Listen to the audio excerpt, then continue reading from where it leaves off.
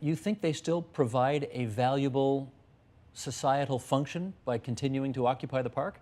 I think if they make it through the winter, they really make a very strong point. I think that's incredible if they can do it, and I wish them all the best.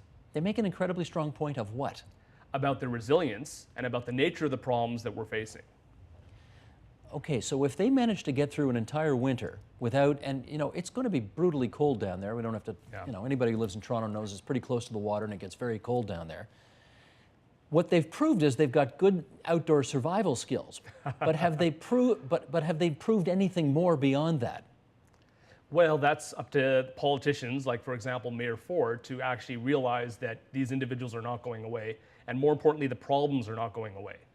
So the change is going to have to come, unfortunately, from the politicians, and we know politicians are very, very difficult to change their minds. Okay, you say the change. What's the change?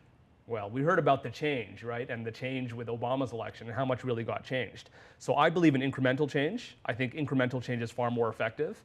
And I think if we start to see some incremental change coming from the top, from our politicians. Like what? Well, let's have a dialogue. And I think when you start to have a mayor saying the point has been made, I think the dialogue's being cut off. The mayor's saying, well, there's nothing more to be said here, and I'm not going to sit down and talk to you guys, and I actually don't care about what you have to say. That's the way I interpret that statement. And I think we need to actually start to have dialogue with these individuals, not just in St. James Park, but this is across Canada and across the world. So have the dialogue, and the Occupy folks come to City Hall and they sit in Mayor Ford's office and they say, here's what we want done. What are they saying? What do they want done?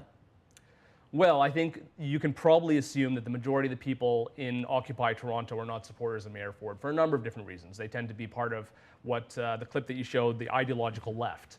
And Mayor Ford is not in that side of the political spectrum by any means. So I think it's going to be a very difficult dialogue to have, especially with someone who does not share your views. But this is part of leadership, and that's what a mayor is. It's part of leadership. You have to make compromise.